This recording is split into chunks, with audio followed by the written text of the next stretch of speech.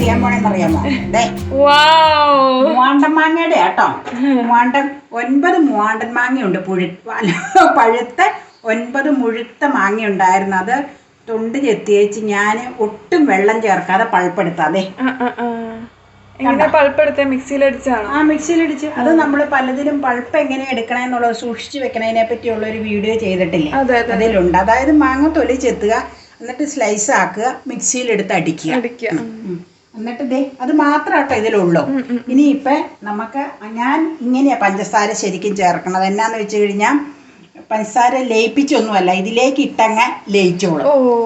ജാമിനുള്ളതാട്ടോ, എന്തിനാന്ന് പറഞ്ഞില്ല അല്ലേ? ജാമിനുള്ളതാണ്. അപ്പം നമുക്ക് ഒരുവിധം മധുരം മാങ്ങയ്ക്കുണ്ട്, എങ്കിലും നമുക്കൊരു 3 തവി ചേർത്ത് നോക്കാം കേട്ടോ. എന്നാന്ന് വെച്ചാൽ ഇച്ചിരി ഒരു പുളിയുള്ളത് ജാമിന് എപ്പോഴും നല്ലതല്ല. അപ്പോൾ പറയും ഒരിക്കലും കടും മധുരം ജാമിന് ഇഷ്ടമല്ല. അപ്പയ്ക്ക എനിക്ക് ഇച്ചിരി പുളിയുള്ളതാണ് ജാമിന് ഇഷ്ടം. അപ്പം ഇതിന് ഞാൻ 3 കയ്യിൽ ഇട്ടിട്ടുണ്ട്, പഞ്ചസാര ഇട്ടിട്ടുണ്ട്. ഇനി നമുക്ക് ഗ്യാസ് അങ്ങ് ഓൺ ചെയ്യാം. ഗ്യാസ് ഈ മാങ്ങയുടെ സീസൺ ആയതുകൊണ്ട് ഞാനോർത്ത് മാങ്ങ കൊണ്ട് ഏതായാലും മോണ്ടമാമ്പഴമൊക്കെ ഉണ്ടല്ലോ, മാങ്ങ കൊണ്ടൊരു ജാം ഉണ്ടാക്കാന്ന് വിചാരിച്ച്. നാട്ടുമാങ്ങ തീർന്നു കഴിഞ്ഞപ്പോഴാണ് തീരുമാനിച്ചത്. അല്ലെങ്കിൽ സ്വല്പം നാട്ടുമാങ്ങ കൂടെ ഇട്ടാൽ അപ്പയുടെ പാകത്തിനുള്ള പുളിപ്പ് വന്നേനെ.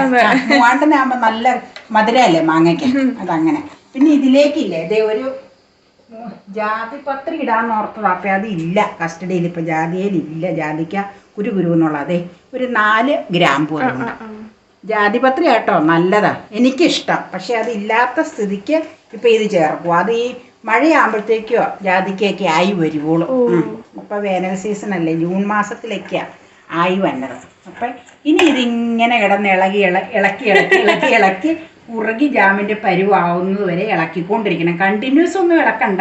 ഇപ്പം ഇട്ട സമയമാകുമ്പോൾ കണ്ടിന്യൂസ് വേണ്ട, വറ്റി വരുമ്പോൾ കണ്ടിന്യൂസ് ഇളക്കണം, അല്ലെങ്കിൽ അടി പിടിക്കും. ഇതിപ്പം നോൺ സ്റ്റിക്ക് തവയല്ല, സ്റ്റീലിൻ്റെ കണ്ടെയ്നറാണ് നമ്മൾ എടുത്തേക്കണം. പായസമൊക്കെ ഉണ്ടാക്കണേ ഉരുളി കേട്ടോ. അപ്പോൾ ഇത് ഇടയ്ക്കിടയ്ക്ക് ഇളക്കി വിട്ടുകൊണ്ടിരിക്കുന്നത്. ചെറിയ പൾപ്പുകളൊക്കെ ചിരിച്ചൊക്കെ ഇതിലുണ്ട്. അത് ജാമിൻ്റെ കൂടെ നമുക്ക് കടിക്കാം. ഒരുപാട് നൈസായിട്ടുള്ള ഇതല്ല ഇത്. അങ്ങനെ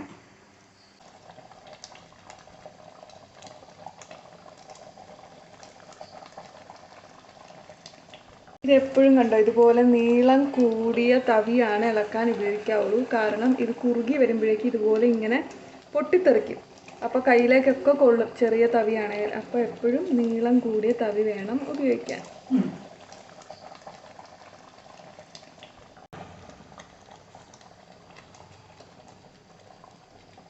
ഇനി നമുക്കിതേ സ്വല്പം, ഇതിപ്പോൾ നാരങ്ങാനീര് ചേർക്കേണ്ട കാര്യമൊന്നുമില്ല. എന്നാന്ന് വെച്ച് കഴിഞ്ഞാൽ പെട്ടെന്ന് ഇത് തീരും. എന്നാലും സ്വല്പം ഒരു ഇച്ചിരി നാരങ്ങ ഇവിടെ ഇരുന്നത് കൊണ്ട് ഞാനൊരു സ്വല്പം പിഴുങ്ങി ചേർത്തേക്കാന്ന് വെച്ച്. എന്തിനാണെന്നോ, പ്രിസർവേറ്റീവായിട്ട് കേടാകാതിരിക്കാൻ കേട്ടോ. ഇത് കുറുകെ വരുമ്പോഴാണോ ചേർക്കേണ്ടത്? ഇത് വറ്റണ ഏതെങ്കിലും സമയത്ത് ചേർത്താൽ മതി, ഇന്ന സമയമൊന്നുമില്ല. കേടാകാതിരിക്കാൻ വേണ്ടി ചേർക്കണത് കൊണ്ട് ഞാനിപ്പോൾ അങ്ങ് കുറുകി വരുമ്പോൾ ചേർക്കണമെന്നേ ഉള്ളൂ. ഇതിപ്പോൾ ഫിനിഷിങ് സ്റ്റേജായി, കംപ്ലീറ്റ് പൊട്ടിത്തെറിച്ച് ഗ്യാസിൻ്റെ ചുറ്റും പുറം എല്ലാം ആയിരുന്നു. ഞാനൊന്ന് തൂത്തതാ, ഈ ഒട്ടിപ്പിടിച്ചിരിക്കും. അതാ ഇതിൻ്റെ ഒരു ഉണ്ടാക്കുമ്പോഴേ മുഴുവൻ പൊട്ടിത്തെറിച്ച് ഈ കയ്യിലേക്ക് തെറിക്കാതിരിക്കാൻ ഞാനിതിങ്ങനെ വെച്ചിട്ടുണ്ടെന്ന് പറഞ്ഞില്ലേ. സ്വല്പം നീര് ചേർത്തേക്കാം. എന്നതാണെങ്കിലും ഇതിപ്പോൾ ഒരാഴ്ച കൊണ്ട് തീരും. ബ്രെഡിൽ പുരട്ടിയത് ഇതൊന്നും ഇരിക്കാനില്ല, എന്നാലും ഇച്ചിരി ചേർത്ത് കൊടുത്തേക്കാം.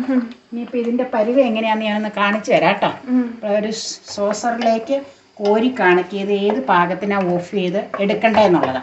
എന്നിട്ട് നമുക്ക് ഇരുന്ന് പിന്നെ കുറച്ചൊന്ന് കട്ടയാവും. അത് അറിയാവുന്ന കാര്യമാണ് എല്ലാവർക്കും, എങ്കിലും ഞാൻ പറഞ്ഞതാണ്. നമ്മുടെ അറിവുകൾ നമ്മൾ പറയണമല്ലോ, അത് പറഞ്ഞതേ ഉള്ളൂ. അപ്പോൾ അതേ പരുവ എങ്ങനെയാണെന്ന് കാണിച്ചു കൊടുക്കാം. ഇതെങ്ങനെ കണ്ടോ, അതാണ് ഒഴുകി വീഴുന്നത്. അതുപോലെ ഇതിലേക്ക് നിർത്തുമ്പോൾ ഈ പരുവത്തില് ചരിച്ച് താഴെ വീഴോ? ഈ പരുവത്തിൽ വേണം എടുക്കാൻ. അതെന്നാന്നറിയാമോ, ഇനി ഇത് കട്ടയാകും. ഞാൻ പറഞ്ഞില്ലേ, ഇരുന്ന് കുറുകും, കുറച്ച് പായസമൊക്കെ കുറുകും പോലെ. അപ്പൊ ഈ പരുവത്തിന് വാങ്ങിയില്ലെങ്കിൽ പിന്നെ അത് ശരിയാവൂല. അതാട്ടോ. അപ്പൊ നമുക്ക് ഇനി ഓഫ് ചെയ്ത് കുപ്പിയിലേക്ക് പകർത്താം. ഇത്രയേ ഉള്ളൂ പരിപാടി. സംഭവം ഈസിയാണ്, പക്ഷെ ഈ ചൂടടിക്കുമ്പോൾ ഇങ്ങനെ കയ്യിലൊക്കെ തെറിക്കണ കാരണമുള്ള ഒരു അസൗകര്യം നമുക്കുള്ളൂ. എന്നാൽ ഞാൻ ഓഫ് ചെയ്യുവാണേ. ചൂടാറിയിട്ട് വേണം പകർത്താൻ. അല്ലല്ല, ചൂടോടുകൂടി കുപ്പിയിൽ പകർത്തണം. അത് കാണിച്ചു തരാം. ചൂടോടുകൂടി പകർത്തണം. ചൂടാറിയിട്ടല്ല, അന്നേരത്തും ചൂടാറുമ്പോൾ കടുപ്പാവും, പിന്നെ പകർത്താൻ വിഷമാവും. ഇതൊന്ന് ടേസ്റ്റ് ചെയ്ത് നോക്കിക്കോ. ചൂടാതാ, അടിപൊളിയാ, ഭയങ്കര ചൂടാട്ടോ. നല്ലതല്ലേ? ടേസ്റ്റ് നല്ലതാ. ഇങ്ങോട്ട് മാറ്റിട്ടോ, ചൂടുള്ളതിന് മാറ്റി ഞാൻ. ഇപ്പം നമ്മളിതേ ഒരു തടിപ്പുറത്തേക്ക് ഇത് പകർത്താനുള്ള കുപ്പിയാട്ടോ. അതാ കുപ്പി വെച്ചു. ഇതേ മരത്തവി കൊണ്ട് പകർത്തി എടുക്കാം. ഇച്ചിരി കെണിയാണിത് പകർത്തൽ. ഇതിൽ വാവട്ട ഇച്ചിരി കുറവായുണ്ട്. കുപ്പിയുടെ തന്നെ വേണം, പ്ലാസ്റ്റിക്കിൽ ഇടരുത്. അതുകൊണ്ടാണ് ഞാൻ ഒഴുകി വീഴണല്ലേ. ഇനി നമുക്ക് ഉറച്ച് കഴിയുമ്പോൾ ബ്രെഡിൽ പുരട്ടാം കേട്ടോ. നേരം കാണിക്കുക പരുവ, ഉറച്ച പരുവ.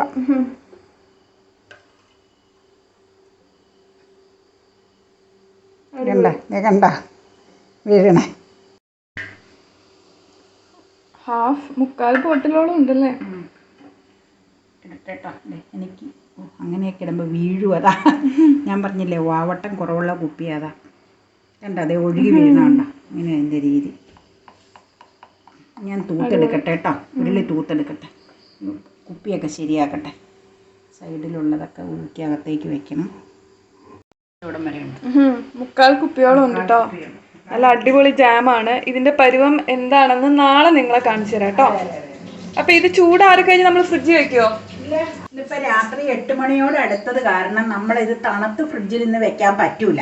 ഇതിപ്പോ ഇങ്ങനെ തന്നെ കുപ്പിയായിട്ട് ഡൈനിങ് ടേബിളിന്റെ പുറത്ത് ഞാൻ ഒരു ഫുഡ് കവർ ഇട്ട് മൂടി വെക്കും. എന്നിട്ട് നാളെ രാവിലെ എടുത്ത് ഫ്രിഡ്ജിലേക്ക് വെച്ചാൽ മതി. കാരണം എന്താന്ന് വെച്ച് കഴിഞ്ഞാൽ ചൂടാറാതെ വെക്കാൻ പറ്റൂല. ഏതായാലും നാരങ്ങാനീര് പിഴിഞ്ഞിട്ടുണ്ടല്ലോ. അപ്പൊ നാരങ്ങാനീര് പിഴിഞ്ഞില്ലെങ്കിൽ ഒരാഴ്ചയൊക്കെ പുറത്തിരിക്കൂന്ന് കേടാവാതെ. ഇപ്പൊ കേടാവൂന്ന് ഓർത്ത് നമ്മൾ ഫ്രിഡ്ജിലേക്ക് വെക്കണതല്ലേ. അതുകൊണ്ട് ഫ്രിഡ്ജിൽ വെക്കണത് സുരക്ഷിതാണ്. ചൂടാറിയിട്ട് എന്തായാലും വെക്കാവൂ. അതത്രേ ഉള്ളൂ. ചൂടാറിയിട്ട് അടയ്ക്കുകയും ചെയ്യാവൂ അടപ്പ.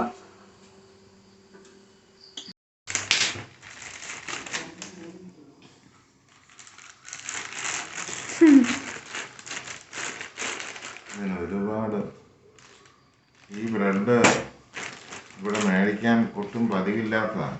സാധാരണ ഇവിടെ മേടിക്കുന്നത് അല്ല, മോഡേൺ ആണ്. അതല്ലെങ്കിൽ എലൈറ്റ്, ഇതാണ് മേടിക്കാറുള്ളത്. പക്ഷെ അത് രണ്ടും അവിടെ ഇല്ലായിരുന്നു.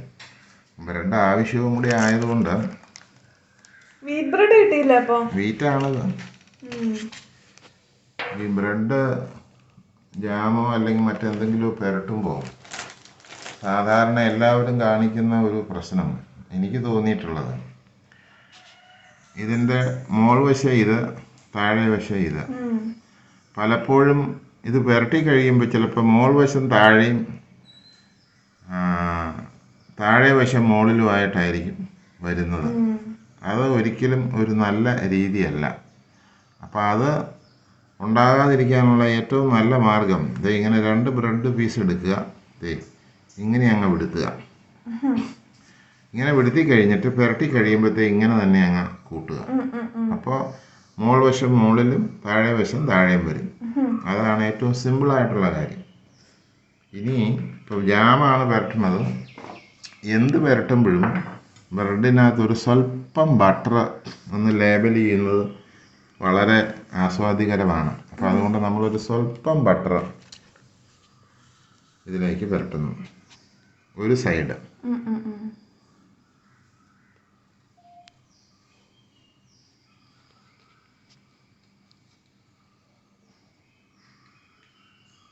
വേണമെങ്കിൽ ഒരു സ്വല്പം ബട്ടർ അതിലും ഒന്ന് ലേബൽ ചെയ്തേക്കാം.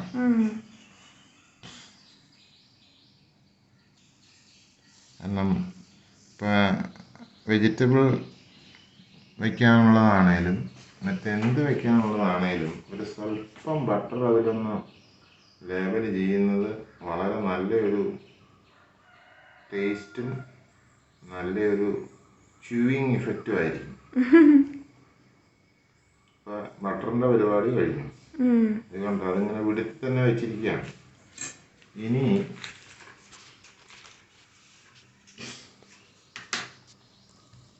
Mango jam.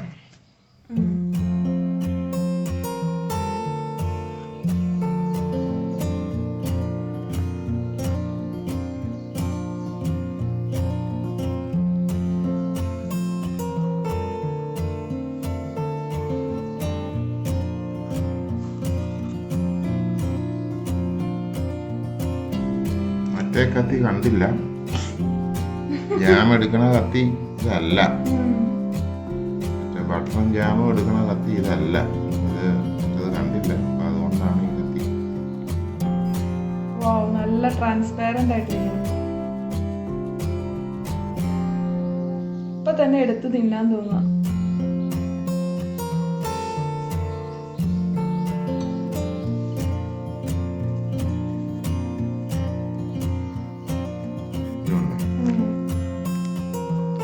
ഇനി വളരെ ഈസി ആയിട്ടുള്ള സംഗതിയാണ് ഇത്. ഇങ്ങനെ തന്നെ ഇതങ്ങ് കൂട്ടുക. അപ്പോൾ മുകൾ വശം മുകളിൽ വന്നു, 2 പീസിൻ്റെയും താഴെ വശം താഴെ വന്നു. എപ്പോഴും ബ്രെഡ് എടുക്കുമ്പോൾ അങ്ങനെ തന്നെ ചെയ്യണം. ഒരു കാരണവശാലും അതിൻ്റെ എഡ്ജുകൾ അങ്ങോട്ടും ഇങ്ങോട്ടും മാറിപ്പോരുത്. ഇനി വേണമെങ്കിൽ ക്ലോസ് ചെയ്യണം.